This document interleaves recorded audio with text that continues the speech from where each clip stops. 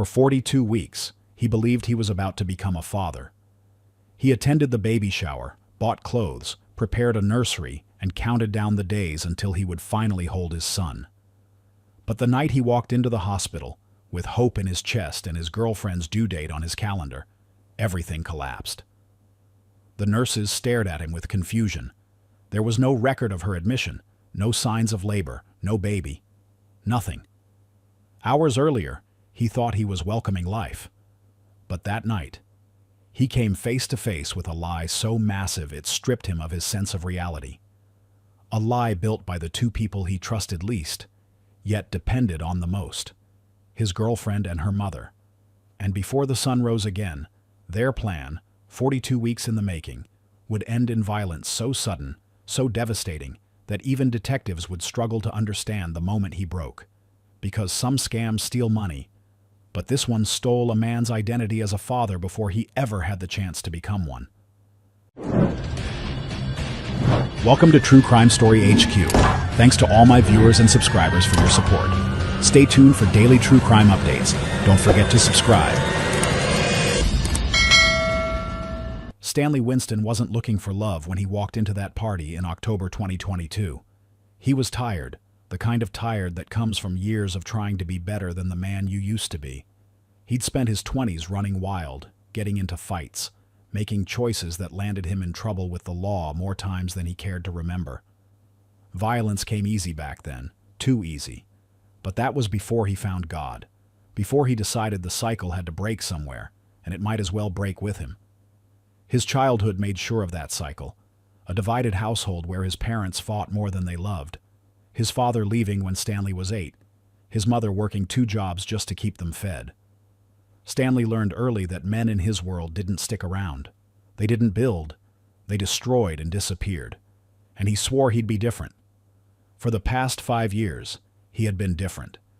Clean record, responsive job at a logistics company, regular at church, a man trying to outrun his past. But his relationship with Sharon Owens was complicated. 4 years of on again, off again where they loved each other, but love and compatibility are different things.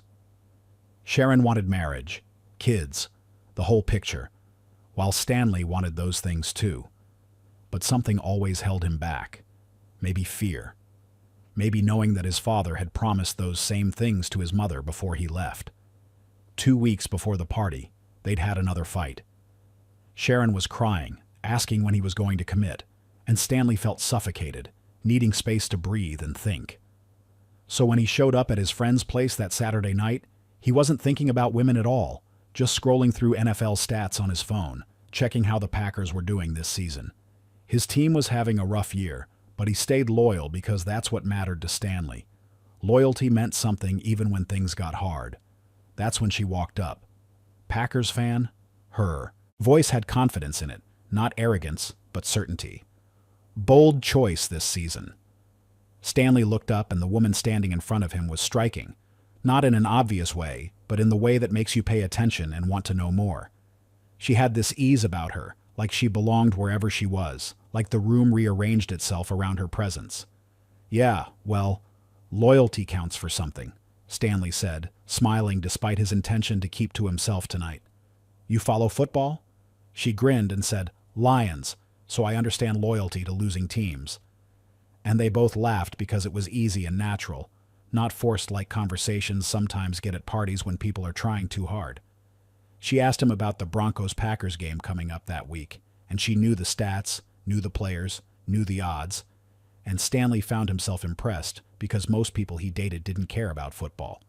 Sharon tolerated his Sundays in front of the TV, but she never really got it, never understood why grown men cared so much about a game. I'm Kendall, she said, extending her hand with a smile that reached her eyes. Stanley, he replied, shaking her hand and noticing how her grip was firm, confident, not the limp handshake some women gave like they were afraid to make contact. They talked for over an hour about football and Atlanta and music, and nothing and everything all at once. She was funny in a quick way, throwing out jokes and waiting to see if he'd catch them, and he always did, which made her laugh harder each time. By the end of the night, they'd exchanged numbers, and Stanley drove home feeling something he hadn't felt in a long time. Possibility. Like maybe there was a version of his life that didn't involve the same arguments with Sharon on repeat. The text came that same night. "Hey Packers fan. Nice meeting you. Don't let the Broncos crush your dreams next week."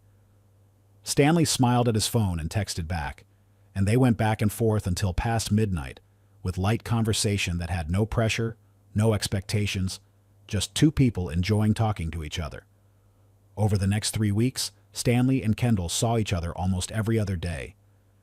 Dinners at casual spots where they could talk for hours without noticing the time pass.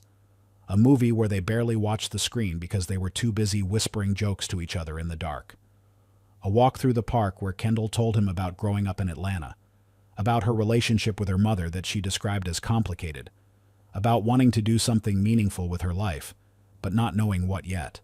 Stanley found himself opening up in ways he hadn't with Sharon, talking about his past without shame, the violence and arrests, and the moment he gave his life to Christ and decided to be different. Kendall didn't judge when he told her these things. She listened, really listened. Not just waiting for her turn to talk, but actually absorbing what he was saying. She'd ask questions that showed she cared. What made you change? Do you ever worry you'll go back to that? How do you forgive yourself? These weren't surface questions. They were the kind that required real answers, and Stanley gave them to her because she made him feel safe enough to be honest. Maybe it was because Kendall was new and new people don't carry the baggage of old arguments. Or maybe it was because she made him feel seen in a way he'd been missing for years. She didn't push him about the future or ask where this was going. She just existed in the moment with him. And that felt like freedom after 4 years of Sharon's questions about timelines and commitments. His friends noticed the change in him almost immediately. "Man, you seem lighter," his coworker Brandon said one day at lunch, looking at Stanley like he'd discovered something new. "What's going on with you?" Stanley admitted he'd met someone, and that it was early but felt good. Felt right, in a way things hadn't felt right in a long time. "What about Sharon?" Brandon asked, because everyone who knew Stanley knew about the Stanley-Sharon cycle. "We're done this time," Stanley said with certainty. "For real." Brandon raised an eyebrow but didn't push it, because they'd all heard this before. The breakup that would lead to the makeup in a few weeks when things cooled down. But this time felt different to Stanley. This time he had a reason to stay away. A reason that made sense beyond just needing space. Kendall seemed genuinely interested in who he was now, not who he'd been or who he might become someday. She met him at his church one Sunday, sitting through the service without complaining, even singing along to hymns she didn't know. Afterward, she told his pastor how proud she was of the man Stanley had become, and Stanley felt 10 feet tall walking out of that building because this woman got it. She got him in ways that mattered. By week 3, they'd become intimate and it felt right, not rushed but not overthought either. Just two people connecting in the way that feels inevitable when everything else is clicking into place. Stanley started thinking, maybe this could be something real. Maybe this was the relationship that would finally stick. The one that would prove he could have something good without destroying it. Then came the text on Wednesday evening of week 3, while Stanley was at work finishing up inventory reports.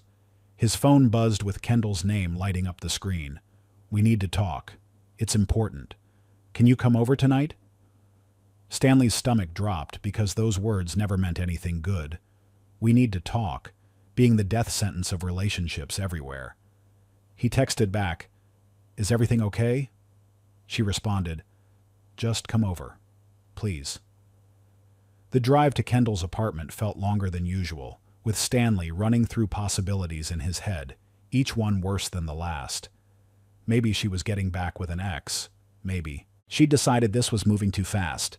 Maybe she'd realized he came with too much baggage and it wasn't worth it.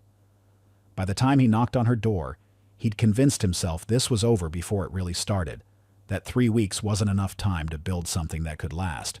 But when Kendall opened the door, she didn't look angry.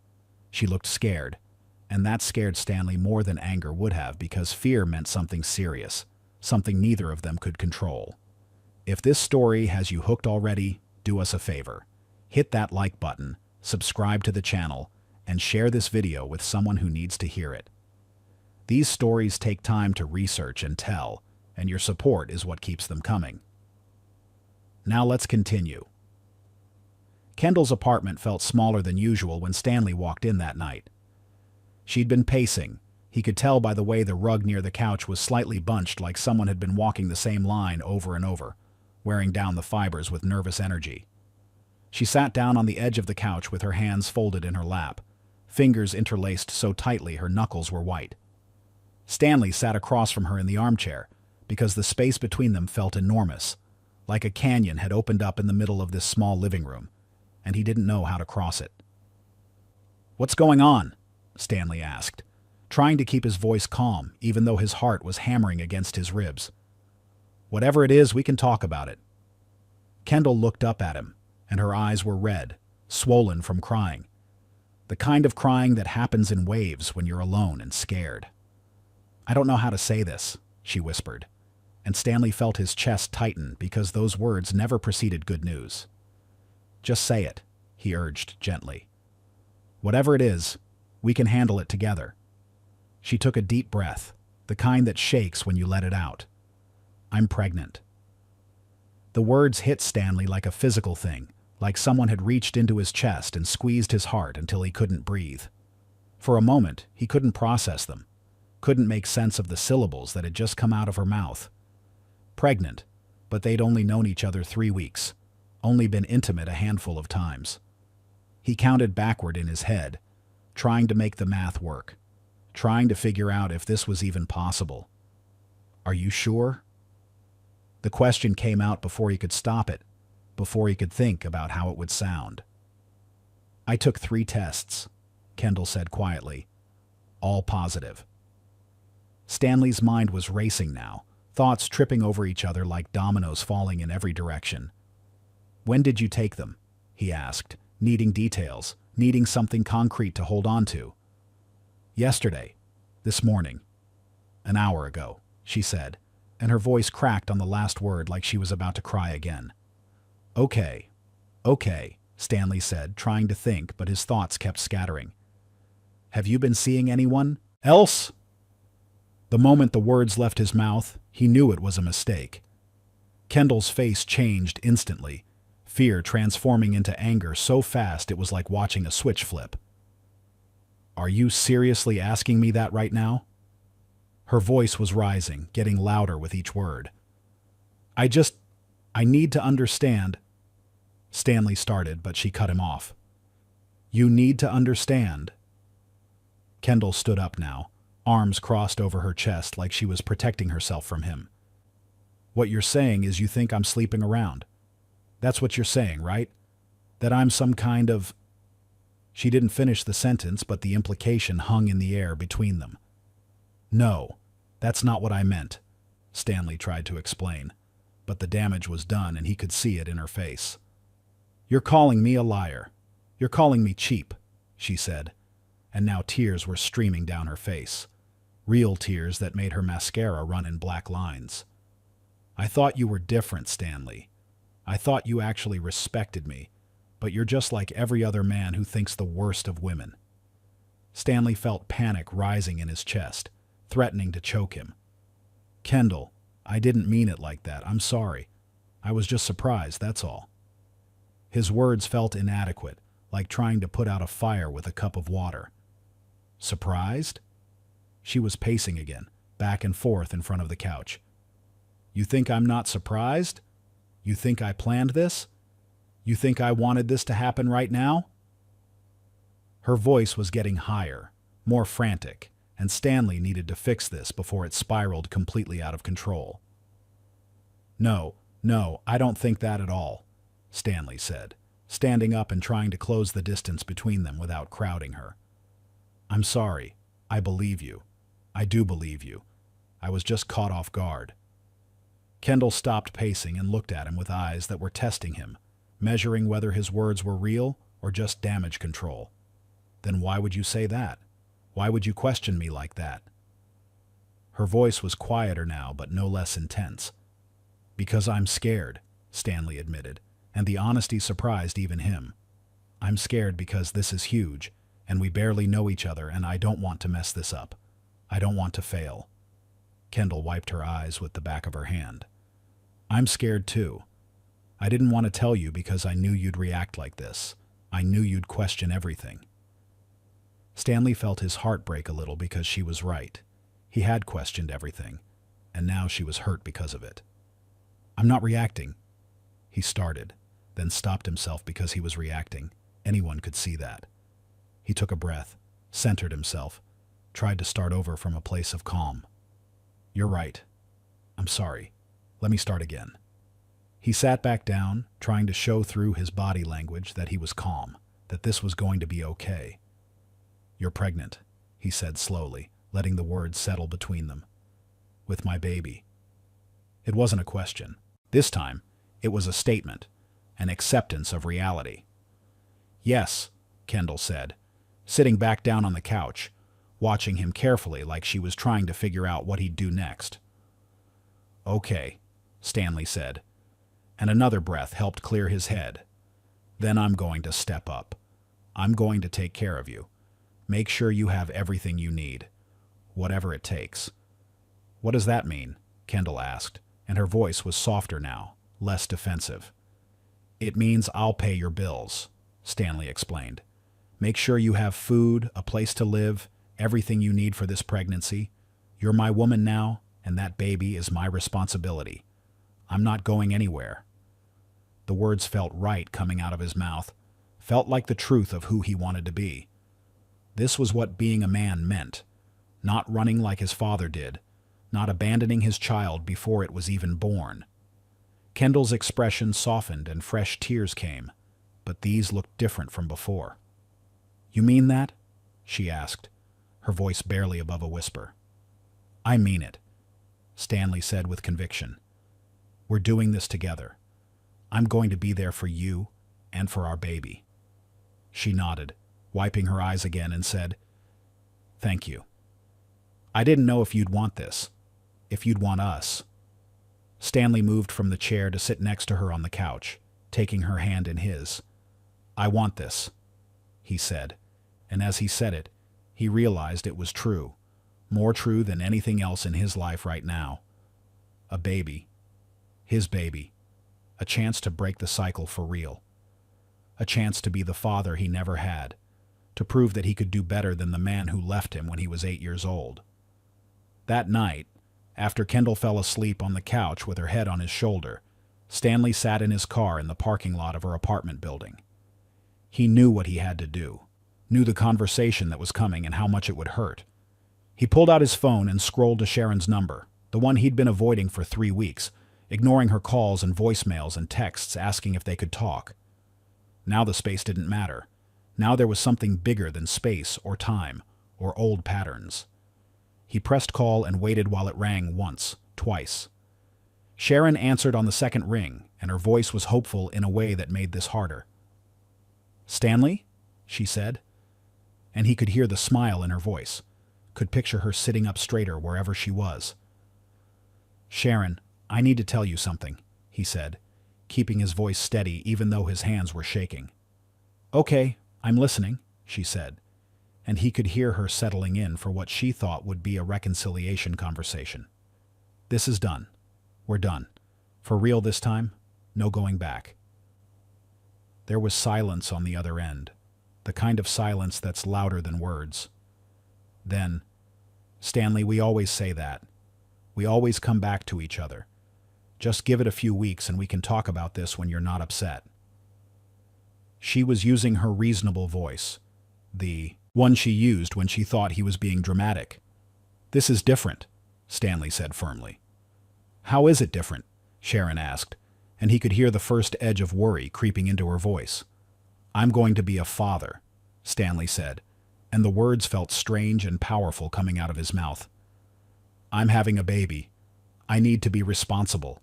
I need to focus on that and nothing else. The silence stretched longer this time, thick and heavy through the phone line. When Sharon spoke again, her voice was broken, fractured into pieces. A father? What are you talking about? With who? Stanley, what happened? It doesn't matter who, Stanley said, even though he knew that would hurt her. What matters is, I need to do right by this child. And that means I can't keep doing this with you, the back and forth, the breaking up and getting back together. It's not fair to anyone, especially not to my baby." Sharon was crying now. He could hear it in her breathing, in the way her words caught in her throat. "Stanley, please. We can work through this. We always work through things. Just come over. Let's talk in person. We can figure this out." "There's nothing to talk about," Stanley said, and he had to force the words out because part of him wanted to give in, wanted to go to her and explain everything. "I'm sorry, Sharon. I really am. But this is it. This is the end." He hung up before she could respond, before she could say something that would make him doubt his decision. Then he blocked her number because clean breaks were what his pastor always talked about. You can't heal if you keep reopening the wound. You can't move forward if you're always looking back. The next few days moved fast, like life had shifted into a higher gear. Stanley met Kendall's mother, Donna Jefferson, at her modest house on the east side of Atlanta. The kind of place that had seen better days but still had good bones, still had the feeling of a home where people loved each other. Donna answered the door with a warm smile that reached her whole face, pulling Stanley into a hug before he could even introduce himself properly. "I've heard so much about you," Donna said, ushering him inside with a hand on his back. Come in. Let me look at you." There was gospel music playing softly from a radio in the kitchen, the kind of old hymns Stanley's mother used to hum while she cooked. Photos covered the walls in mismatched frames. Kendall as a baby with chubby cheeks, Kendall in school photos with missing teeth, Kendall graduating high school in a cap and gown. It was clear Donna's whole world revolved around her daughter, clear that Kendall was everything to this woman. "So you're the man who's going to take care of my baby girl," Donna said, sitting down across from Stanley at the kitchen table while Kendall was in the bathroom. "Yes, ma'am," Stanley said, sitting up straighter under her gaze. "I'm going to do everything I can to make sure she has what she needs." Donna studied him for a long moment with eyes that seemed to see through him, to measure his worth and intentions. "Not many men would step up the way you're stepping up," she said finally, "especially these days when most would run the other direction." "I'm not most men," Stanley said, meeting her eyes. "I know what it's like to grow up without a father, and I won't do that to my child." Donna smiled and reached across the table to pat his hand. "I can see that. Kendall's lucky to have you. That baby is lucky to have you." When Kendall came back into the room, Donna stood and put her hand on Stanley's shoulder with a squeeze that felt like approval, like blessing. "You're going to be a good father," she said. "I can feel it in my spirit." Stanley left that house feeling validated in a way he hadn't expected, supported by a woman who had no reason to trust him except for his word and his actions. Donna had given him her blessing, and somehow that mattered more than he expected it would, meant more than the congratulations of friends who didn't really understand what this meant. He started paying Kendall's bills immediately, because that's what he'd promised. That's what stepping up looked like in practical terms. Rent came first, $1,500 that he transferred from his savings account without hesitation. Then utilities, another $200. Then groceries, because Kendall said the pregnancy was making her nauseous and she needed specific foods that didn't make her sick. Kendall gave him a list of what she needed, and Stanley provided it without question, without keeping score. By the end of the first month, he'd spent close to $3,000 and his savings account was looking thinner. But he didn't care. This was what being a provider meant. This was what fathers did. At work, he started picking up extra shifts anywhere he could find them. Came in on Saturdays when the warehouse needed help. Stayed late on weeknights to finish projects that could have waited until morning. His co-workers noticed the change in him, noticed the extra hours and the tired eyes. "Man, you're killing yourself," Brandon said one afternoon when they were both sorting inventory. "What's going on? Why are you working so much?" Stanley looked up from the clipboard he was holding and smiled. "Baby on the way. Need to make sure I can support my family." Brandon clapped him on the back with genuine pride. "That's good, man. Really good. You're going to be a great dad." He paused, then asked, "When's the due date?" Stanley did quick math in his head, counting forward from when Kendall said she got pregnant. Early summer, late June, maybe early July. I've got time to get everything ready, save up as much as I can. The timeline felt both far away and too close at the same time, like he had months to prepare but also not nearly enough time. At church that Sunday, Stanley pulled his pastor aside after service while people were filing out into the parking lot. "I need to tell you something," he said, and Pastor David looked at him with the calm patience of someone who'd heard every confession imaginable. Pastor David was a man in his 60s who'd seen everything twice, who'd walked through every kind of life crisis with his congregation. He listened while Stanley explained the situation, the new relationship, the pregnancy, the decision to step up and be there. "How do you feel about all this?" Pastor David asked when Stanley finished, his voice neutral and non-judgmental. "Scared," Stanley admitted, because he'd learned in church that honesty was the only way forward. "But also, like, this is what I'm supposed to do. Like, this is my chance to be different than my father was, my chance to break the cycle." Pastor David nodded slowly, his hands folded in front of him. "Fatherhood is a blessing, Stanley, but it's also a responsibility that will test you in ways you can't imagine yet. Are you ready for that kind of test?" "I'm ready," Stanley said without hesitation.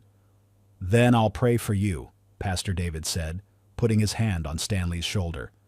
"And I'll pray for that child. And I'll pray that God gives you the strength to be the man you're trying to become. Because wanting to be better is good, but actually being better requires strength you don't have on your own." Stanley felt those words settle into him, like stones dropping into water, creating ripples that would spread outward into everything he did. That night, Stanley started setting up the nursery in his apartment. It was a small second bedroom that he'd been using for storage, filled with boxes of things he'd been meaning to go through for months. He cleared it all out, carrying boxes to a storage unit he rented for $40 a month. Then he painted the walls a soft blue, because blue was for boys, and he was having a boy, he was sure of it. He started a list of everything a baby needs: crib, changing table, diapers, bottles, clothes, blankets, toys. The list seemed endless, kept growing every time he did more research, but Stanley didn't mind, because every item he added felt like a promise he was making. 2 weeks after finding out about the pregnancy, Kendall told Stanley about her first prenatal appointment. "It's next Tuesday," she said while they were having dinner at her apartment. 10 in the morning at the clinic near my house." Stanley looked up from his plate with excitement. "Perfect. I'll take the day off work. We can go together." He was already planning it in his head, imagining walking into that clinic holding Kendall's hand, hearing the baby's heartbeat for the first time. But Kendall's expression shifted slightly, something flickering across her face that Stanley couldn't quite read. "Actually, I was thinking I'd go with my mom," she said, not meeting his eyes. "Your mom?" Stanley tried to keep the disappointment out of his voice. "Why?" Kendall set down her fork and looked at him then. "First appointments are really overwhelming for me. I want someone there who's been through this before, someone who knows what to expect. I've never done this either, but I want to learn," Stanley said, reaching across the table for her hand. "I want to be there for all of it." Kendall squeezed his hand, but her expression didn't change. "I know you do, and you will be there, just not for this first one. Please, let me do this with my mom. You understand, right?" Stanley wanted to push back, wanted to say that this was his baby too, and he should be there from the very beginning. But Kendall looked so sincere, so vulnerable sitting across from him, and he didn't want to be the kind of man who made everything about himself. "Okay," he said finally, swallowing his disappointment. "If that's what you need." Kendall smiled and leaned across the table to kiss his cheek. "Thank you. You're so understanding, so much better than I expected." Stanley smiled back, but as he drove home that night, something sat heavy in his chest. It wasn't suspicion exactly. Not yet. Just a small voice in the back of his mind asking a question he didn't want to answer. Why wouldn't she want me there? Kendall texted an hour later after her appointment. "Just finished. Everything looks good. Baby's measuring right on track." Stanley felt relief wash over him. felt the tension he'd been carrying in his shoulders ease up. "Did they give you a due date?" he texted back. "Doctor said late June, week of the 25th, she replied. Stanley did the math quickly in his head, counting forward on his phone's calendar. That gave him 7 months to prepare, 7 months to save money, 7 months to become the father this child deserved. Meanwhile, Stanley threw himself into research with the same intensity he'd once thrown into street fights. Downloaded apps that tracked pregnancy week by week, showing him what was happening inside Kendall's body right now. Joined online forums for new dads where men shared advice and fears and excitement. Bought books from the bookstore near his apartment, titles like The Expectant Father and Dad's Guide to Pregnancy that he read during his lunch breaks at work. His co-workers started calling him Dad before the baby was even born, and it became his identity at work. When someone needed advice about relationships or responsibility, they'd say, "Ask Stanley. He's about to be a dad. He's got his life together now." Stanley wore that title with pride, like a badge he'd earned through his commitment. But the prenatal appointments kept happening without him, each one another reminder that he was on the outside of this experience. The second one came 2 weeks after the first, and Stanley asked again if he could join. "It's just a quick checkup," Kendall said when he brought it up over dinner. "They're doing blood work and checking my weight. Nothing exciting. You should save your time off for when the baby comes. You'll need it then." The third appointment rolled around and Stanley tried a different approach. "I don't care if it's exciting or not. I just want to be there. Want to see what's happening." But Kendall had another excuse ready. "Only one support person allowed, and my mom's already registered as my support person. I can't just change it." Stanley wanted to argue that he should be the support person, not her mother, but he bit his tongue because starting fights during pregnancy seemed cruel. The fourth appointment, the fifth, the sixth, always the same pattern of excuses that made sense individually, but together started forming a picture Stanley didn't want to look at. "I get too anxious with multiple people there. My mom needs to be there because she knows my medical history. The doctor's office is too small. They don't like having extra people in the room." Each time Stanley pushed back, Kendall became emotional or defensive, tears forming in her eyes as she asked why he didn't trust her, why he was making this harder than it needed to be. He backed down every time because he didn't want to stress her during pregnancy, didn't want to be the cause of any complications. The bills kept coming, and Stanley kept paying them without complaint, watching his savings account drain like water circling a drain. Month 2 brought another $3,000 in expenses.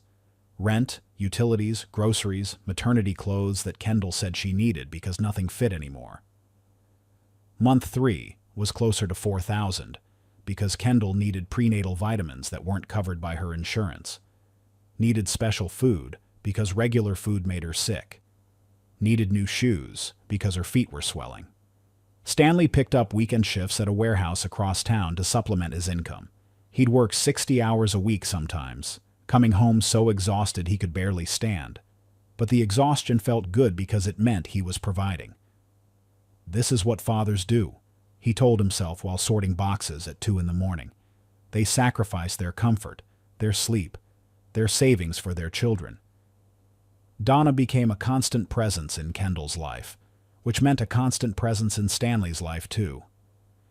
Every time he came over to Kendall's apartment, Donna was there, making dinner or folding laundry or just sitting on the couch watching TV. She was supportive and encouraging, always telling Stanley what a good man he was.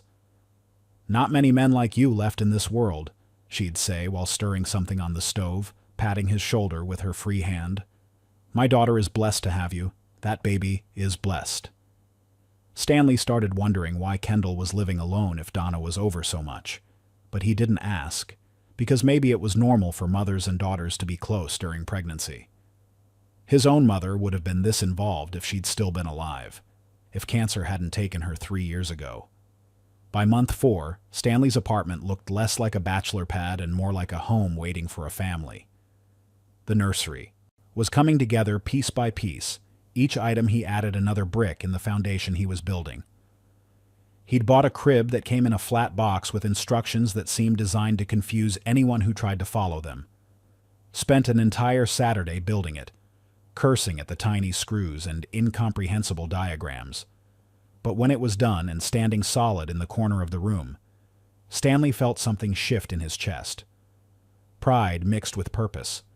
The feeling of building something that would last.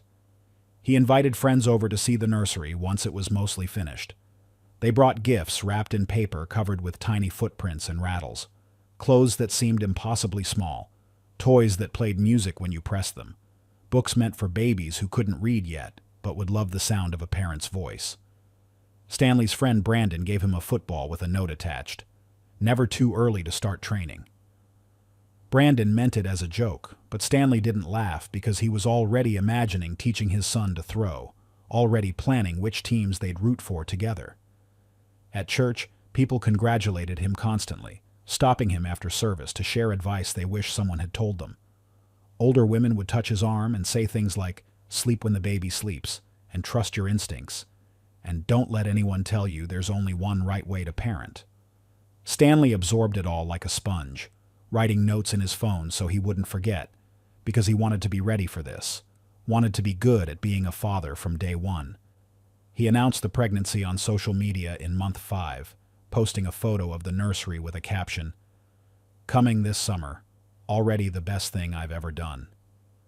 The responses flooded in faster than he could read them.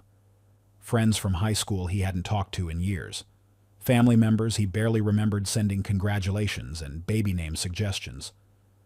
Even Sharon liked the post before unliking it 30 seconds later, and Stanley noticed but didn't reach out because that chapter was closed, locked, finished. But there were moments that Stanley couldn't shake no matter how hard he tried to push them away. Small moments that didn't make sense, that sat in his mind like splinters he couldn't quite remove. Like when he asked Kendall for an ultrasound photo to keep in his wallet, something he could look at during the day when he missed her. "I don't have any good ones," she said without looking up from her phone. "The machine at the clinic is old. Pictures always come out blurry. You wouldn't even be able to tell what you're looking at." Or when he wanted to feel the baby kick because he'd read that babies start moving around 16 weeks. Stanley would place his hand on her stomach, holding still and waiting. But Kendall would always adjust his hand, move it higher or lower, say, "You just missed it," or "He's sleeping now." Stanley wanted to believe her, did believe her because the alternative was unthinkable. But that small voice in his head kept asking questions he tried to ignore. Why haven't I felt him kick even once? Why don't I have a single ultrasound photo? Why am I not allowed at any appointments? His friend Brandon brought it up one day at lunch, when they were sitting in the break room at work eating sandwiches. "Man, I've been meaning to ask," Brandon said, keeping his voice casual. "Why haven't you gone to any of the doctor visits?" Stanley explained Kendall's reasons, repeating them the way she'd told him. Brandon listened while chewing his sandwich, his face neutral until Stanley finished. Then he shook his head slowly. "That's weird, man. When my wife was pregnant with our daughter, she wanted me at every single appointment. Made me feel the baby kick like 20 times a day. Something about wanting to share the experience with me." "Every woman's different," Stanley said, but it came out defensive, sharper than he meant it to. "I'm not saying something's wrong," Brandon said, raising his hands. "I'm just saying it's unusual. You trust her, right?" The question hung between them like smoke. "Of course I trust her," Stanley said firmly. "She's carrying my child. Why wouldn't I trust her?" Brandon nodded, but his expression said he wasn't convinced. "Then I'm sure it's fine. Just seems odd from the outside, that's all." That conversation infected Stanley's thoughts like a virus, made him notice other things he'd been trying not to see. Like how Kendall always wore baggy clothes when he was around, even in the middle of summer when it was 90 degrees outside. Even when they were alone in her air-conditioned apartment, she'd wear oversized sweatshirts that hung past her hips. "I feel bloated," she'd explain when he asked. "Don't want anyone seeing me like this. I look huge." Or how she'd get defensive if he asked too many questions about the pregnancy, questions that seemed normal to him but apparently weren't. "What did the doctor say about your blood pressure? How much weight have you gained so far? What's the baby's heart rate?" Simple questions that friends with pregnant wives had told him to ask, but Kendall would deflect or answer vaguely. The doctor said everything's fine. That's all that matters. Stop worrying so much. As the pregnancy progressed, so did everything change about how Kendall and Donna lived. The shift was noticeable to anyone paying attention, but Stanley wasn't paying attention to the right things. He was too busy working double shifts, picking up weekend hours, taking on side jobs to keep the money flowing. What he didn't see was how that money was being spent, how quickly it disappeared into a lifestyle that had nothing to do with preparing for a baby. Weekend trips started happening with increasing frequency. Miami first, then Savannah, then back to Miami again because Kendall said the beach air helped with her pregnancy symptoms. Stanley paid for flights, hotel rooms that cost $300 a night, meals at restaurants where appetizers alone ran $40. "She needs to relax," Donna would say when Stanley's face showed hesitation at another charge on his credit card. "Stress isn't good for the baby. You want her comfortable, don't you?" And Stanley would nod, would pull out his card again, would ignore the growing balance that was starting to look like a number he'd never be able to pay down. Shopping became a weekly event, sometimes twice weekly. Kendall needed maternity clothes, which made sense at first, but then the bags coming home included designer purses and shoes that definitely weren't maternity wear. "I need to feel good about myself," Kendall explained when Stanley looked confused at a $1,500 handbag.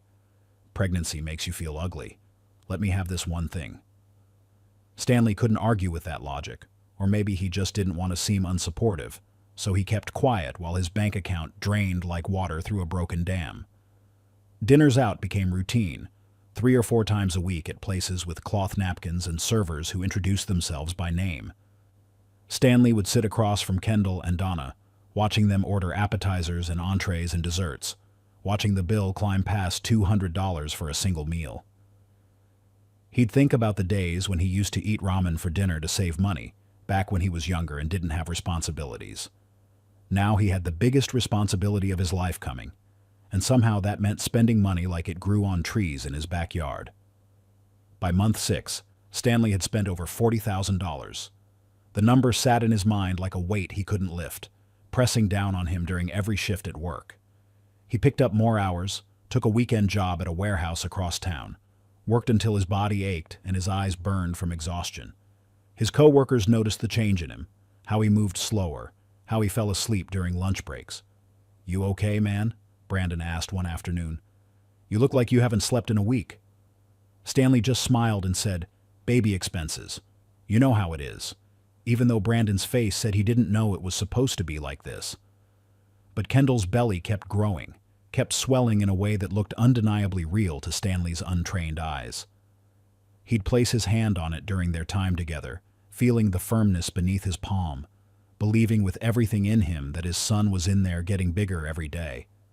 The physical evidence was right in front of him, visible and tangible, and that evidence erased any doubts that tried to creep in about the money or the appointments or the growing list of things that didn't quite add up. Month 5 brought the gender reveal party, the day Stanley had been waiting for since Kendall first told him she was pregnant. Donna had organized everything, rented a venue that could hold 50 people, decorated it with balloons in every shade of pink and blue. Stanley wore his best clothes, stood at the entrance greeting guests, felt pride swell in his chest with every handshake and congratulations. These people were here for him, for his son, for the family he was building from nothing. The cake sat on a table in the center of the room, white frosting hiding the secret inside. Stanley and Kendall stood together with their hands on the knife, cameras recording from every angle, phones held up to capture the moment. They pushed down through the frosting and sponge, and blue filling spilled out like a flood of confirmation. A boy, just like Stanley had known in his heart. The room erupted in cheers, people clapping and shouting congratulations. But Stanley barely heard any of it because tears were streaming down his face and he couldn't stop them. He was going to have a son. A boy who would call him Dad, who would look up to him, who would give him the chance to break every bad pattern that had been passed down through his family. Stanley broke down right there in front of everyone, crying in a way he hadn't cried since his mother's funeral. People hugged him, patted his back, told him how beautiful this was, how lucky his son would be. Someone filmed the whole thing and posted it online, and within days, it had gone viral. Thousands of strangers commenting on the emotional reaction of a father meeting his son for the first time, even though his son hadn't been born yet. The comments filled Stanley with a sense of being seen that he'd never experienced before. "This is beautiful. Real man right here. Your son is lucky to have you." People who didn't know him, who would never meet him, were validating the one thing he wanted most, to be a good father. Stanley read every comment, saved screenshots, felt his purpose solidify with each word of praise. This was who he was now. Not the violent kid from his past, but the father preparing to welcome his son into the world. Baby shower planning started immediately after the gender reveal. Donna took charge with the efficiency of someone who'd done this before, which should have been a red flag because Donna had only one child, and that was decades ago. But Stanley didn't question it, just nodded along as Donna rattled off plans for venue rental, catering, decorations, games, gifts. "This needs to be special," Donna said, showing Stanley photos of elaborate baby showers she'd found online. "Your son deserves the best start," Stanley agreed, pulled out his credit card, didn't look at the total until after he'd already committed. $8,000 for a baby shower. The number made Stanley's stomach turn, but what could he do? The invitations were already sent, the venue already booked, the caterer already preparing food.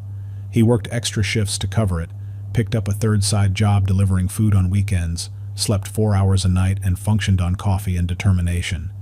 His body screamed for rest, but his mind pushed forward because this was temporary. Just a few more months until the baby came, and then things would settle into a new normal. The day of the shower, Stanley stood surrounded by friends and family and coworkers he'd invited to share this moment. The gifts piled up on tables until there was barely room for more. Clothes in every size from newborn to 12 months. Toys that played music and lit up and promised to educate his son. Equipment he didn't know babies needed, but apparently did. His pastor gave him a Bible with his son's name embossed on the cover, even though Stanley hadn't told anyone the name yet because they hadn't decided. "For when he's ready," the pastor said, and Stanley held that Bible like it was made of gold. Speech time came, and Stanley stood in front of everyone with a microphone in his shaking hand. "I never thought I'd be standing here," he said, his voice cracking before he'd even finished the first sentence. "Growing up, I didn't have a father. I didn't know what that looked like, what a good father did or said, or how he showed love. I made a lot of mistakes trying to figure it out, got into trouble, became someone I'm not proud of." He had to stop, had to wipe his eyes because tears were already falling. "But this baby is giving me a chance to get it right, to be the father I never had, to break the cycle. And I promise all of you, I will not waste that chance." The room was quiet except for the sound of people crying, moved by his words or by their own memories of fathers who were there or weren't. Kendall stood beside him with a smile that looked supportive, Donna behind her with a hand on her shoulder like a proud grandmother already. Stanley took a photo of the three of them together, posted it online with words about being blessed, and meant every syllable. This was his family now. These were the people who would help him raise his son, and he was grateful beyond words. Week 28 brought a conversation Stanley had been avoiding.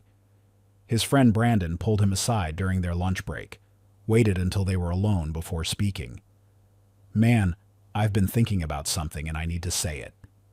Stanley looked up from his sandwich, saw the serious expression on Brandon's face. "It's weird that she never lets you come to doctor appointments. My wife wanted me at every single one when she was pregnant with our daughter. Said it made her feel connected, like we were doing it together." Stanley felt his defenses go up immediately. Every woman is different. Kendall's sensitive about medical stuff. I have to respect her boundaries. Brandon nodded, but his eyes said he wasn't convinced. "I'm not trying to start anything. Just seems odd from the outside." Stanley wanted to argue, wanted to explain all the valid reasons Kendall had given, but the words stuck in his throat because saying them out loud made them sound weaker than they did in his head. "I appreciate the concern," Stanley said finally, "but we're good. Everything's fine." Brandon dropped it, but the skeptical look on his face stayed with Stanley for days. Before moving on, A quick thank you to everyone watching and supporting this channel. Your presence truly keeps it alive. This community continues to grow because of people who believe in real, meaningful storytelling. Becoming a channel member unlocks exclusive extras, behind-the-scenes content, and directly helps us bring more powerful true stories to light. Your support makes a real difference. And we'd love to know who's here. Drop a comment below and tell us where you're watching from. If you're still tuned in right now, write "I'm still here" in the comments. Let's see who's watching till the end. Don't forget to like this video too. Now, let's continue. Stanley was at work that morning when his phone buzzed at 8:47 a.m. The text from Kendall lit up his screen with words he'd been waiting 42 weeks to see. "I'm in labor, heading to hospital now. I'll call you when I can." He read it once, then again, then a third time to make sure he wasn't imagining it. This was it, the moment he'd been preparing for, the day he'd become a father. He didn't text back, didn't waste time with questions or confirmations. He just grabbed his jacket off the back of his chair and headed for his supervisor's office. "My son is being born," Stanley said, his voice shaking with excitement and fear mixed together. "I have to go." His supervisor looked up from paperwork, smiled wide, stood to shake Stanley's hand. "Of course. Go.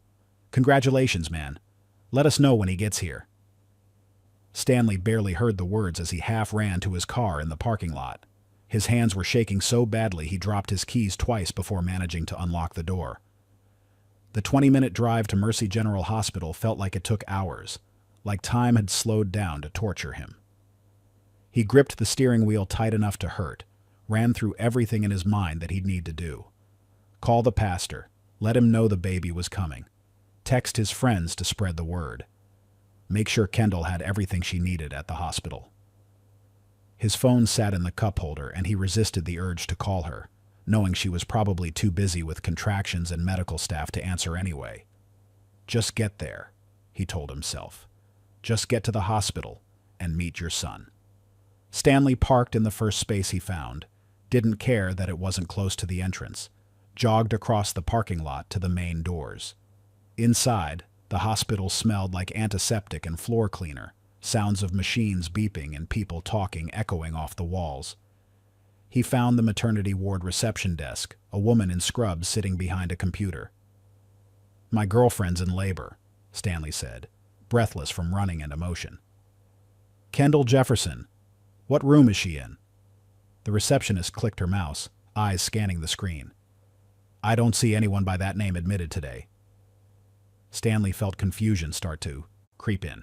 "Check again. She texted me 40 minutes ago. She's here."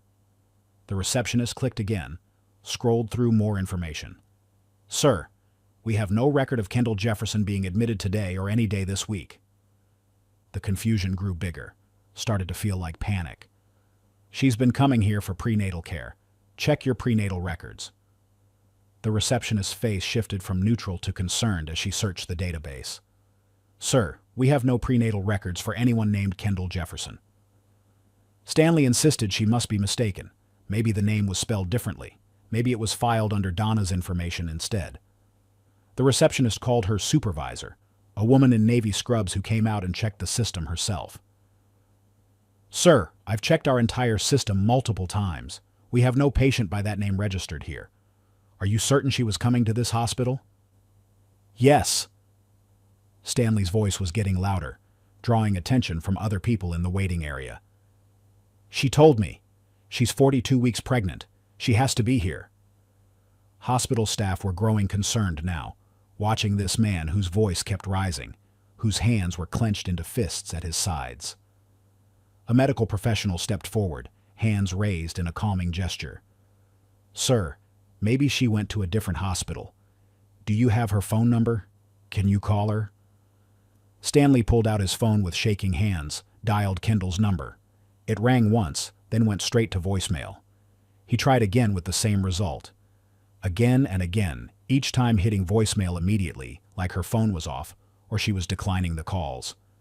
His mind started racing through possibilities, each one more frightening than the last. Maybe she was in surgery. Maybe something went wrong with the baby. Maybe she couldn't answer because of complications. Then he remembered something Kendall had mentioned weeks ago, that she'd been staying with her friend Nancy because her apartment was being fumigated. He had Nancy's address from when he'd dropped off groceries there last week. Stanley left the hospital without explanation, the staff calling after him asking if he was okay. He drove to Nancy's house, his mind spinning with worst-case scenarios about where Kendall could be and why she wasn't answering. Nancy's house was small, well-kept, the kind of place that screamed suburban normal. Stanley knocked hard enough that Nancy jumped when she opened the door. "Is Kendall here? She said she was in labor. I can't find her at the hospital." Nancy's face showed nothing but confusion. "Kendall doesn't live here. She never has. She came by once a few months ago to drop something off, but that's it." Stanley felt the ground shift under his feet. "What?" "No. She said she's been staying with you for 2 weeks. Her apartment was being fumigated." "That's not true," Nancy said, looking concerned about Stanley now. "I haven't seen her in months. She lives with her mother out on the east side." Stanley's reality was starting to fracture, cracks appearing in everything he thought he knew. "Where? Where does her mother live?" Nancy hesitated, clearly unsure if she should give this information to a man who looked increasingly unstable. "Are you okay? You don't look good." Stanley didn't answer, just repeated his question until Nancy gave him the address. He got back in his car and drove, hands white-knuckled on the steering wheel, chest tight with something that felt like drowning. 15 minutes to Donna Jefferson's address, a house he'd never been to despite all these months. He'd always met Kendall at her apartment, or Kendall had come to his place. Red flags that should have been obvious from the beginning were now glowing like emergency lights in his mind. Stanley pulled up to the house and saw them immediately. Kendall and Donna loading suitcases into a car parked in the driveway. Multiple bags, boxes stacked in the trunk, clearly packing to leave and not planning to come back. Stanley sat in his car for a moment that felt frozen in time, watching them through the windshield. They hadn't noticed him yet, too focused on their packing, on their escape. Everything clicked into place at once. No baby, no hospital records, packing to flee. The truth hit him like a physical force, like someone had reached into his chest and torn out everything vital. He got out of his car, legs feeling weak but still moving forward. Kendall saw him first and her face went completely white, blood draining away like someone had opened a valve. Donna saw him next and dropped the suitcase she was holding, the sound of it hitting pavement loud in the quiet suburban street. "What are you doing?" Stanley's voice didn't sound like his own, sounded like it was coming from underwater. Long silence stretched between them, neighbors starting to come out onto porches to see what was happening. "Where's the baby?" Stanley asked, and his voice broke on the word baby. "Where's my son?" Kendall started crying, the kind of crying that comes from guilt and fear mixed together. She couldn't speak, just stood there with tears streaming down her face. "Where is my son?" Stanley's voice rose, echoing off houses, making more neighbors appear. Donna tried to step forward, tried to use that calm, reasonable voice she'd used for months. "Stanley, let's talk about this inside." But Stanley cut her off. "Answer me. Where is the baby?" Kendall was sobbing now, couldn't catch her breath. "There is no baby," she finally managed to say. Those 5 words destroyed Stanley's entire reality, made the world tilt and spin. "What do you mean there's no baby? You're pregnant. I've watched you for 42 weeks. Stanley's voice was getting more frantic, more desperate. "I've paid for everything. I've worked myself to death. I've built a nursery. I've told everyone. Where is my son?" Donna tried again to take control of the situation. "Stanley, we need to explain." But explanation was the last thing Stanley wanted to hear. "Explain what? That you've been lying to me for almost a year? That there's no baby? That you scammed me?" The word scam came out like a weapon.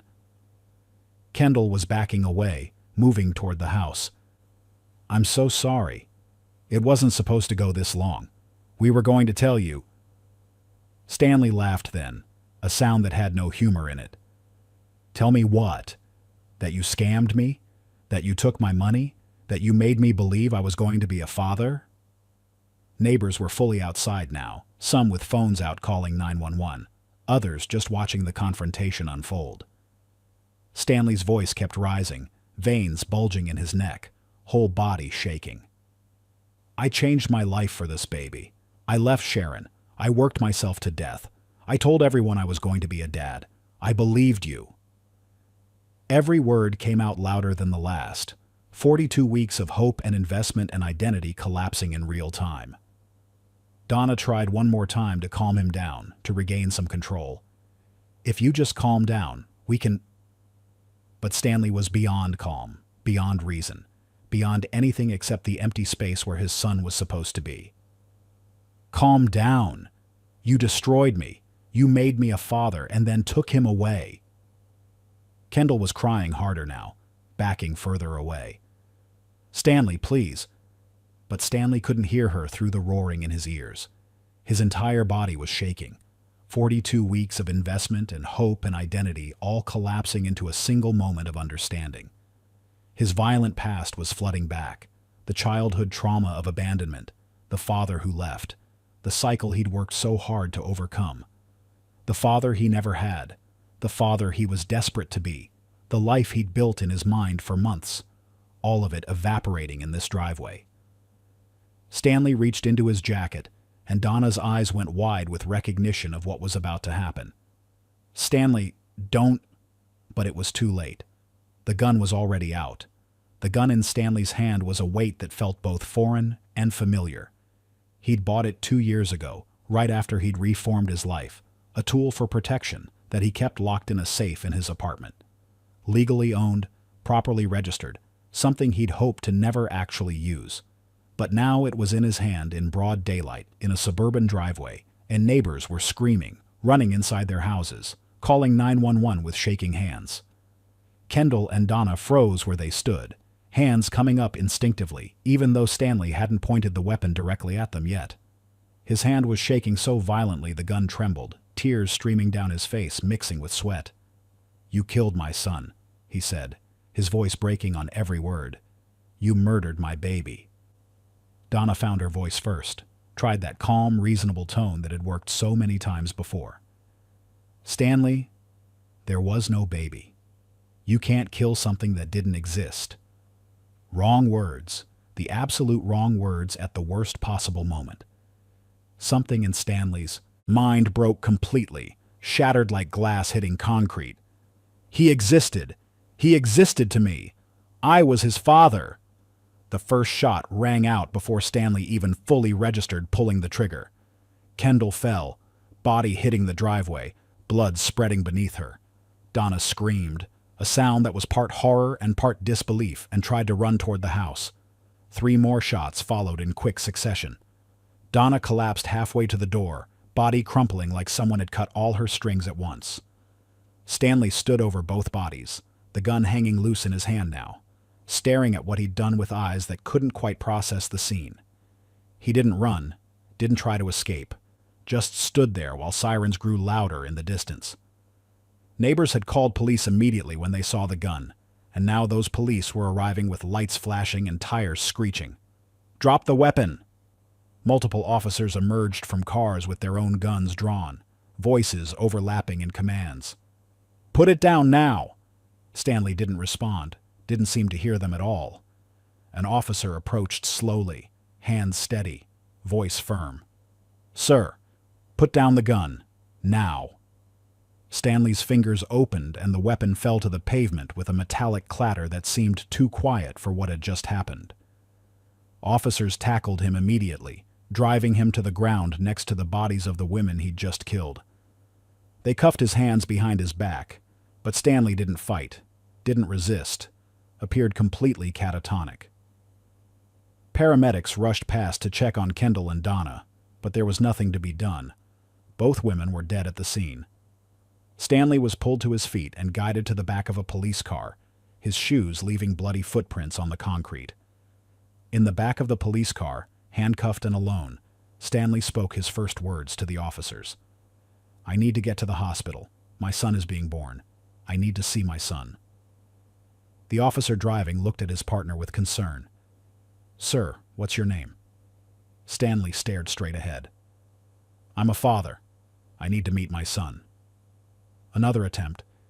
Sir, we need you to focus. What happened here? Stanley's face remained blank. Where's my baby? Did they take him already? I need to hold him.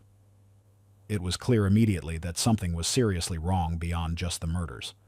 Stanley's mind had broken, couldn't or wouldn't accept what had just occurred. En route to the police station, he rocked back and forth in the seat, mumbling under his breath. Officers in the front seat could hear him talking to someone who wasn't there, discussing baby names, describing a nursery, asking about feeding schedules.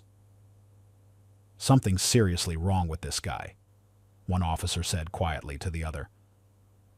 At the police station, Stanley was placed in an interrogation room under observation. Detectives Michael Thompson and Scott Barnes entered 20 minutes later, both with years of experience but neither quite prepared for what they encountered. Stanley, I'm Detective Thompson. Can you tell me what happened today? Stanley looked up, eyes unfocused.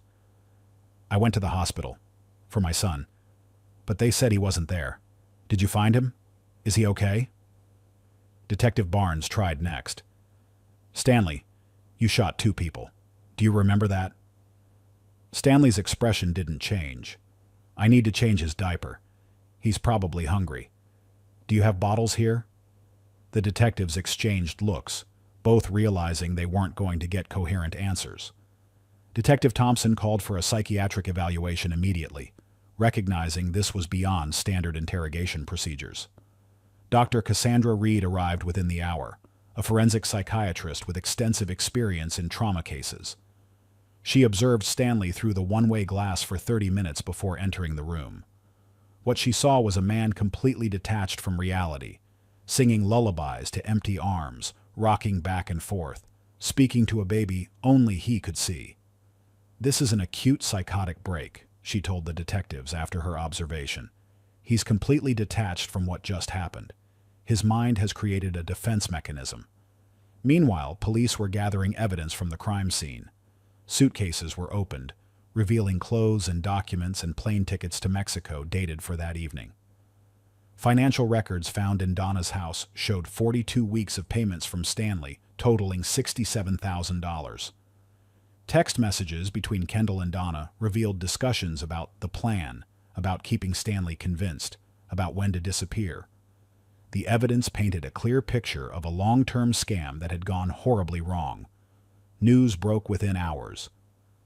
Man murders girlfriend and her mother in suburban driveway. Initial reports framed Stanley as a violent criminal, his past arrests from his youth highlighted in every article. No mention yet of the fake pregnancy. Police were still processing that information, still trying to understand exactly what had happened. Public opinion formed quickly, most people seeing only the surface. 2 women dead, 1 man responsible, case closed. But Detective Thompson knew it wasn't that simple. He reviewed the evidence, looked at Stanley through the glass, still singing to an invisible baby, still asking about diaper changes and feeding times.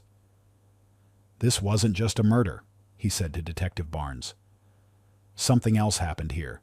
We need to dig deeper. And so the investigation began in earnest, peeling back layers of deception that would eventually change how everyone viewed this case. Day 2 found Stanley still in psychiatric hold, still unresponsive to reality in any meaningful way. Detectives Michael Thompson and Scott Barnes were in their office reviewing evidence spread across multiple tables, trying to piece together a story that seemed increasingly impossible the more they learned. Financial records showed Stanley had paid Kendall and Donna $67,000 over 42 weeks, amounts that far exceeded normal relationship expenses. Text messages between Kendall and Donna read like business communications. What excuse for tomorrow? Tell him you're too tired for visitors. Transfer the money before he checks the account.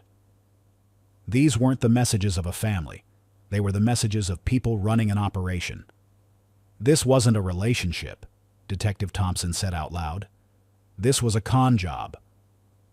The question was how far the con went and who else had been targeted. Police contacted Mercy General Hospital, where Kendall claimed to have been receiving prenatal care. No records existed of her ever being a patient there.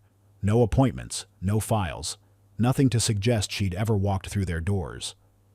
Forensic examination of Kendall's body revealed something that confirmed everyone's worst suspicions. Injection sites, evidence of hormone use, substances that could create false pregnancy symptoms and cause abdominal swelling. These injections can create real physical symptoms, the medical examiner explained to the detectives. Morning sickness, breast tenderness, weight gain, even the appearance of a baby bump. Someone using these correctly could maintain the illusion of pregnancy for as long as they kept injecting. Evidence found at Donna's house supported this theory. Syringes in a locked box, vials of hormones in the refrigerator, fake ultrasound photos, pregnancy test kits still in packaging. Software on Donna's laptop revealed even more. Programs for editing images, tutorials bookmarked on how to create convincing fake ultrasound photos. This was elaborate, planned, executed with precision over months. Detectives realized they weren't looking at a crime of passion. They were looking at systematic psychological torture that had destroyed a man's mind. Stanley's background check revealed his criminal past from youth, but also his transformation. Character witnesses were contacted. His pastor, co-workers, friends. Everyone described the same person, a changed man, devoted to becoming a good father, working multiple jobs to support what he believed was his family. He talked about that baby every single day, one co-worker told detectives. His whole identity became being a dad. The prosecutor had initially wanted first-degree murder charges, but the evidence of psychological torture was complicating that plan. Day 4 brought a call to the police tip line that would crack the case even wider. "I saw the news about Kendall Jefferson," the male voice said. "That woman did the same thing to me." The caller identified himself as Andrew Mitchell from Nebraska, said he'd fly to Atlanta tomorrow to give a statement. Detective Thompson barely slept that night, wondering what else they'd uncover. Day 5, Andrew Mitchell sat in the interview room, looking tired but determined. His story matched Stanley's in every detail that mattered. Met Kendall 2 years ago in Chicago at a business conference, whirlwind romance, pregnancy claim within a month. "She refused to let me come to any appointments," Andrew explained. "Said she was anxious, needed her mother there, all the same excuses I'm guessing she gave your guy. He'd paid her expenses for 6 months, thousands of dollars, then one day received a text saying she'd lost the baby and couldn't see him anymore. She disappeared completely," Andrew said. "Blocked my number, moved, vanished. I tried to find her, but she was gone. I thought about reporting it, but what would I say? I had no proof of anything illegal." Seeing Kendall's photo on the news had confirmed what he'd suspected. He'd been scammed. "I knew it was her immediately. Same woman, same game, same results, except I was lucky enough to only lose money." Detective Barnes asked if Andrew had met Donna. "Yes, she was always there, always supportive, always encouraging me to take care of her daughter. Looking back, it's obvious she was part of it." This confirmed the pattern wasn't isolated to Stanley. Detectives dug deeper and found 3 more potential victims, men who'd had brief relationships with Kendall, transferred significant money, then watched her disappear. None had reported it due to embarrassment or lack of evidence. Financial forensics revealed the full scope of Kendall and Donna's operation. Multiple bank accounts under different names, cash withdrawals timed strategically to avoid raising red flags, offshore accounts where money had been transferred. The pattern went back 5 years, showing escalation from small scams to increasingly elaborate operations. Final accounting showed they'd scammed approximately $240,000 from 7 different men. Stanley's $67,000 had been their largest single take. Detective Thompson interviewed Kendall's former friend Chloe Williams, trying to understand how someone becomes capable of this level of deception. "Kendall wasn't always like this," Chloe said. "She was sweet in high school, wanted to be a teacher, cared about people." The detective asked what changed. "Her mother. Donna had been screwed over by men her whole life. She became bitter, started influencing Kendall, isolated her from old friends who might have questioned what they were doing. Investigation into Donna Jefferson's history revealed trauma that explained but didn't excuse her actions. First husband embezzled her inheritance when Kendall was young. Second partner gambled away their joint savings. Kendall's father abandoned them and never paid child support, despite court orders. Every man in Donna's life had taken from her financially and emotionally. Journals found in her home showed her descent from hurt woman to someone who believed scamming men was redistributive justice. Men take and take, one journal entry read. They destroy women and walk away. We're just taking back what was stolen. The psychology was twisted but comprehensible. Trauma had transformed her into a predator who justified her actions as evening scores. Evidence suggested Donna had planned the operations while Kendall executed them. A mother-daughter team built on shared resentment toward men. Text messages found on Kendall's phone showed she'd tried to stop before Stanley. "Mom, I don't want to do this anymore. He really thinks he's going to be a dad," one message read. Donna's response: "Finish this. We're almost out. One more week." That text had been sent at week 40, just 2 weeks before the confrontation that ended in death. Kendall's personal journal revealed even more guilt. "I watch him talking about our son, and I want to die. Mom says just 2 more weeks, but I see his face, and I know we've destroyed him." Legal developments moved quickly once the full picture emerged. The prosecutor met with detectives to discuss charging strategy. This changes things. We're not just looking at murder. We're looking at extreme psychological abuse that drove a man insane. Stanley's defense attorney reviewed the evidence and prepared arguments around diminished capacity. "My client was tortured for 42 weeks. His mind broke under the pressure. In his fractured state, he believed he was responding to people who murdered his child." Media narrative began shifting as details emerged. Headlines changed from "Man murders girlfriend" to "Fake pregnancy scam ends in tragedy." Public opinion divided sharply between those who saw Stanley as a murderer who needed to be punished and those who saw him as a victim who'd been pushed beyond human endurance. The case was becoming national news, sparking conversations about reproductive coercion, psychological abuse, and where society draws the line on justice.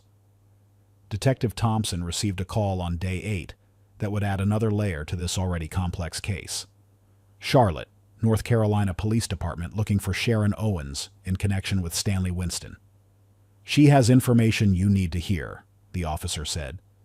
"Information about Stanley that changes everything." Detective Thompson contacted Sharon Owens, explained who he was and why he was calling.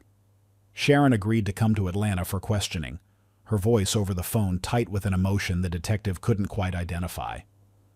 Day 8 of the investigation found Sharon sitting in the interview room, nervous hands clasped in front of her, clearly wishing she was anywhere else. "Thank you for coming," Detective Thompson said, sitting across from her. "When did you last speak to Stanley Winston?" Sharon took a breath before answering. 14 months ago, when he called to end our relationship." She explained their history without prompting. 4 years together, on and off pattern, always finding their way back to each other until suddenly they didn't. The last fight was about commitment. I wanted marriage. He wasn't ready. Then he met her. Stanley had called Sharon out of the blue, told her he was going to be a father, said they were done for good this time. I tried to ask questions, but he just hung up and blocked my number. I thought he was being dramatic, that he'd cool off and we'd talk in a few weeks like always. But the call never came. The cooling off never happened, and Sharon was left alone with a truth she hadn't told anyone. Detective Thompson leaned forward slightly. "What happened after that conversation?" Sharon hesitated, tears forming before she spoke. 2 weeks later, I found out I was pregnant, with Stanley's baby." The words hung in the air like smoke. Detective Barnes had been taking notes, but his pen stopped moving. "Did you tell him?" Sharon shook her head. "I tried. I called from different numbers, but he blocked those too. I went to his apartment and knocked for 20 minutes, but he wouldn't answer the door." She described driving by his place one afternoon, seeing him loading baby items into his car, looking happier than she'd seen him in months. "I realized he thought he was having a baby with someone else." I didn't want to complicate things, didn't want to be the ex-girlfriend who shows up claiming pregnancy to win him back. So Sharon made a choice she'd been living with ever since: raise the baby alone. She moved to Charlotte to be near her sister, started fresh away from memories of Stanley. 7 months after that phone call where Stanley ended things, Sharon gave birth to a daughter, Autumn Owens, 7 pounds 2 ounces, with her father's eyes and his smile, and none of his knowledge that she existed. Does Stanley know? Detective Thompson asked, though he already knew the answer. No, I never told him. The detective explained what they discovered about Kendall and Donna, the 42-week scam, the fake pregnancy. He killed them because they made him think he was going to be a father. But he was going to be a father. With you. And he never knew. Sharon broke down then, the weight of that irony too heavy to hold. He destroyed his life over a lie while his real daughter grew up without him? She was crying hard now, shoulders shaking. That's my fault. I should have tried harder. I should have found a way to tell him. Detective Thompson didn't agree or disagree, just let her process the information. The cruel irony of the situation was almost too much to comprehend. Stanley had lost a fake baby while unknowingly abandoning a real one. The detective asked if Sharon would be willing to see Stanley. Is he okay? Sharon asked, looking up with red eyes. Detective Thompson chose his words carefully. He's in a psychiatric facility. He's detached from reality. He still believes the baby existed, still asks about him. Sharon agreed to visit, said she'd bring photos of Autumn. Maybe seeing his real daughter would help bring Stanley back to himself. Day 10 found Sharon entering the psychiatric facility accompanied by Dr. Cassandra Reed. Stanley was in a secured room, staring at a wall, occasionally talking to someone who wasn't there. Sharon entered slowly, heartbreaking at the sight of the man she'd loved for 4 years reduced to this. Stanley, it's me. Sharon. No response, not even a flicker of recognition. She sat across from him, photos of Autumn clutched in her hands. I need to tell you something. Something I should have told you a long time ago. Stanley continued staring at nothing, rocking slightly. Sharon pulled out the first photo, a hospital picture of Autumn right after birth. This is our daughter. Her name is Autumn. She's 7 months old. She held the photo where Stanley could see it, but his eyes didn't focus on it, didn't acknowledge it at all. You are a father, Stanley. You have a real daughter. She's beautiful. She has your eyes and your smile. Stanley started humming a lullaby, the same one he'd been singing since his arrest. Sharon tried again, desperation creeping into her voice. Stanley, please. Look at her. Look at your daughter. Finally, Stanley spoke, but the words that came out made Sharon's heart sink. I have a son. He's being born today. I need to meet him. The disconnect was complete.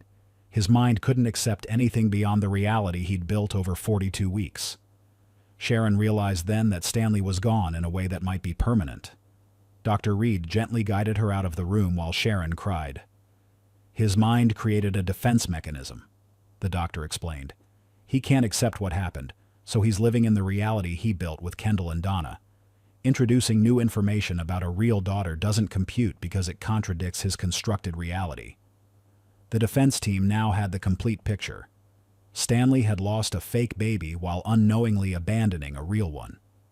The prosecution struggled with how to present the case to a jury. Was this murder or was this tragedy? Psychiatric evaluations showed Stanley had genuinely believed he was becoming a father, that his identity as father-to-be had been systematically built up over 42 weeks and then destroyed in a single moment. Dr. Reed's report concluded, Mr. Winston experienced trauma equivalent to the death of a child combined with the complete destruction of his reality. Standard psychological frameworks cannot adequately address this level of trauma. Sharon returned to Charlotte with Autumn, grappling with guilt about choices made and chances missed. Should she have tried harder to tell Stanley? Would knowledge of Autumn have prevented the tragedy? Her sister tried to reassure her. He's not the man you knew anymore. That Stanley is gone. But Sharon couldn't shake the feeling that she'd failed both Stanley and Autumn by staying silent. The defense attorney presented Sharon's revelation to the prosecution, trying to convey the full weight of the tragedy. My client killed 2 women because they destroyed his identity as a father. But he was a father. He just didn't know it. How do we measure that loss? How do we quantify the damage of being told, "You're going to be a father," building your entire life around that identity, only to have it ripped away while your real child grows up without you? The prosecution had no good answer. This case existed in spaces between laws and logic, in areas where human tragedy exceeded legal categories. They moved forward with charges anyway, because 2 women were dead, and someone had to answer for that. But the confidence that usually came with slam-dunk murder cases was notably absent. Detectives continued examining Donna Jefferson's background, trying to understand how a person evolves into someone capable of this level of manipulation. Her home contained journals dating back 15 years, handwritten records of her life that read like a descent into justified cruelty. Early entries showed normal concerns: paying bills, raising Kendall alone, trying to make ends meet on retail wages. The first major trauma was documented in detail. Donna had married Richard Porter when Kendall was 6, believing he was their second chance at stability and happiness. The marriage lasted 3 years before Donna discovered Richard had embezzled her inheritance from her deceased parents. $45,000 gone, transferred to accounts she couldn't access. Richard disappeared the day she confronted him. The journal entries from that period showed desperation mixed with rage. "He took everything, left us with nothing. How is that legal? How does he just walk away?" Second relationship came when Kendall was 13. Grant Morrison seemed different, seemed stable, worked a good job, and talked about building a future together. They dated for 2 years, moved in together, combined their savings.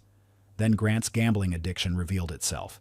He drained their joint savings account, $23,000, in a single night at an illegal card game.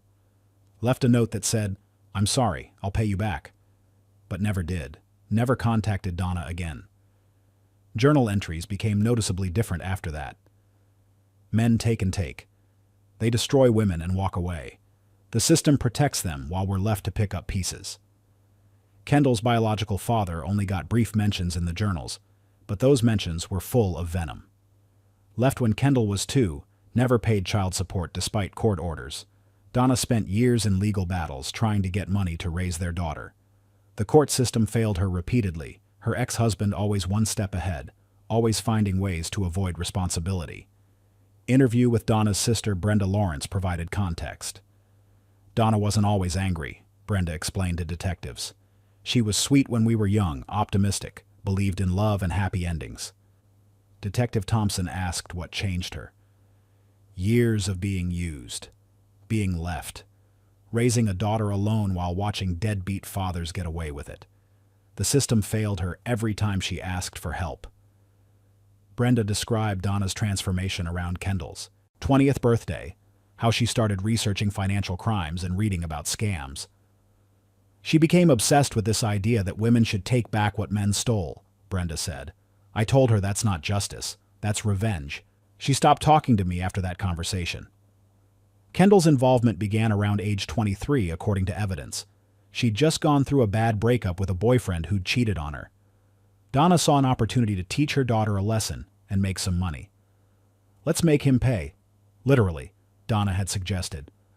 First scam was simple. Kendall claimed pregnancy. The ex-boyfriend paid for a few months. They staged a miscarriage and walked away with enough money to cover several months of rent. Success emboldened them both. Evidence showed escalation over 5 years. Started with ex-boyfriends and men who'd wronged Kendall, evolved into targeting strangers who seemed financially stable. Donna refined the methodology each time, adding the hormone injections, creating better fake documents, perfecting psychological manipulation. Texts between Donna and Kendall showed how Donna maintained control. "Stop feeling guilty. They have more money than they need. We're just redistributing wealth," one text read. Kendall had responded, "But Mom, some of them really care." Donna's reply, "They don't care about you. They care about the idea of you." Big difference. The manipulation worked on her own daughter as effectively as it worked on their victims. Investigation revealed Kendall had tried to stop before Stanley. Message to her friend Chloe found on her phone. I want out. My mom won't let me quit. But Chloe never responded. They drifted apart by then, and Kendall had no one else to turn to. Kendall's personal journal, found hidden in her bedroom, showed the internal conflict she'd been living with. Entries described watching Stanley prepare for fatherhood while knowing it was all a lie, guilt eating at her, Donna pushing her to continue. Dr. Cassandra Reed analyzed Donna's psychology for the court proceedings. Donna Jefferson experienced legitimate trauma. Multiple men exploited her financially and emotionally. Her response, creating a system to exploit men in return, was pathological but understandable within the framework of her experiences. The doctor explained how Donna had passed her trauma to her daughter, recruited Kendall into a cycle of victimhood and predation. Kendall was a victim of her mother's manipulation before she became a perpetrator herself. Interview with Donna's former co-worker added another dimension. Vanessa Price described how Donna talked about Kendall constantly, how smart and pretty she was, how men would never deserve her. Did she ever mention scamming anyone? Detective Thompson asked. Not directly, but she'd say things like, Kendall knows how to make men pay, and then laugh. I thought she meant emotionally, like Kendall was good at breaking hearts. The ethical complexity of the case became clear. Donna's trauma was real. Abandonment, theft, betrayal across multiple relationships. Her response to that trauma created new victims, perpetuated a cycle of harm that eventually led to her own death.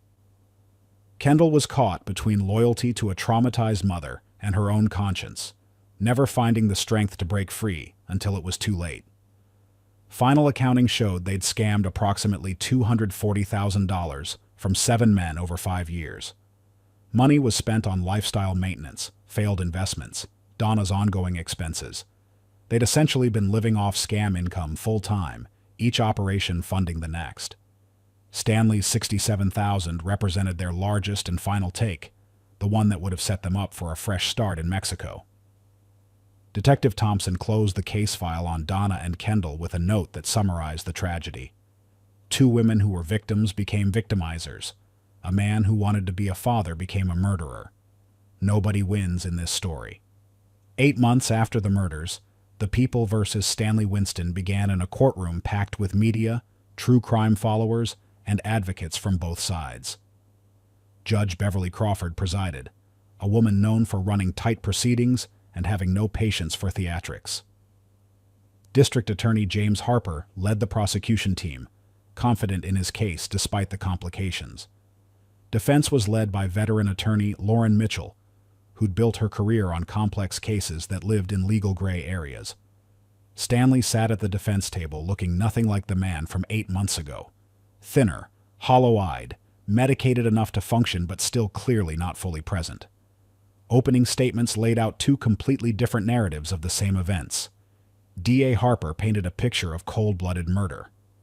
Stanley Winston shot and killed 2 unarmed women in broad daylight in front of witnesses. 2 women are dead by his hand. The reason doesn't matter. Murder is murder. Defense attorney Mitchell countered with a different story. For 42 weeks, my client was psychologically tortured, financially exploited, and emotionally devastated by an elaborate con. When the truth was revealed, his mind broke. This is not murder. This is the tragic end of sustained abuse. The prosecution's case was straightforward. Crime scene photos showing Kendall and Donna's bodies, witness testimony from neighbors who watched Stanley shoot both women, ballistics confirming the gun belonged to Stanley and had been fired by him. Stanley's criminal history from his youth was presented to establish a pattern of violence. Defense objected, but the evidence came in anyway. Medical examiner described injuries in detail. The defense's case focused on the psychological torture Stanley endured. Financial expert testified about $67,000 paid over 42 weeks. Medical expert explained hormone injections used to fake pregnancy. Andrew Mitchell testified about his own experience with the same scam, establishing a pattern. Dr. Cassandra Reed spent hours on the stand explaining Stanley's psychological state. He experienced what we call anticipatory grief for 42 weeks, bonding with a child that didn't exist. When reality collapsed, his mind couldn't process it. He experienced complete psychotic break. Character witnesses painted Stanley as a changed man, devoted to becoming a good father. His pastor testified about Stanley's transformation and dedication to breaking cycles of violence from his past. Sharon Owens testified about their relationship and revealed Autumn's existence. The courtroom went silent as photos of Stanley's biological daughter were shown to the jury. He didn't know he was already a father when they convinced him he was going to be one, Sharon said through tears. Cross-examination by D.A. Harper tried to suggest Sharon kept Autumn's secret out of spite. I tried to tell him. He blocked me. Then time passed, and I made a choice I regret, Sharon responded. Closing arguments came down to fundamental questions about justice and accountability. No amount of psychological trauma justifies taking 2 lives, D.A. Harper argued. If we allow that, society collapses. Defense attorney Mitchell responded, Stanley Winston didn't plan to kill anyone. He planned to be a father. They stole that from him piece by piece over 42 weeks. And when the final piece fell, so did his sanity. Jury deliberation lasted 4 days, reports of heated arguments and near mistrials leaking out. The verdict came back as voluntary manslaughter on both counts, not first-degree murder. Jury found extreme emotional disturbance reduced culpability. Sentencing hearing brought Judge Crawford's measured words. This is among the most complex cases I've presided over. 2 women engaged in cruel deception. 1 man responded with irreversible violence. The law must account for both. Sentence: 25 years with possibility of parole after 15. Psychiatric treatment mandated. Outside the courthouse, D.A. Harper told media justice was served, though it felt incomplete. Defense attorney Mitchell countered, a man who wanted nothing more than to be a good father will spend his daughter's childhood in prison. That's not justice. That's tragedy, compounding tragedy. Sharon and Autumn live in Charlotte. Autumn is 4 now, asking questions about her father. Sharon keeps connection through letters Stanley writes monthly asking about his daughter. I forgave Stanley a long time ago. Not because what he did was okay, but because holding anger would poison me and Autumn, Sharon told a reporter. Stanley Winston believed he was becoming a father for 42 weeks. He discovered it was an elaborate scam. He killed 2 women. He's now serving 25 years. 3 lives lost. 1 innocent child growing up without a father she's never met. This case forced conversations about psychological abuse, about where we draw lines between victim and perpetrator, about whether trauma ever justifies violence. The answer is more complicated than we want it to be. Most truths are. If this story impacted you, join the conversation in the comments. What do you think? Could Stanley's breakdown have been prevented? Where do you stand on the complexity of this case? If you believe these stories matter, stories that don't give easy answers but force us to think deeply about justice and trauma, hit that subscribe button. Click the notification bell so you never miss our deep dives into cases that challenge everything we think we know. Share this video with someone who appreciates true crime that goes beyond the surface. These conversations matter. Your voice matters. Until the next case, stay curious, stay compassionate, and remember the truth is rarely simple.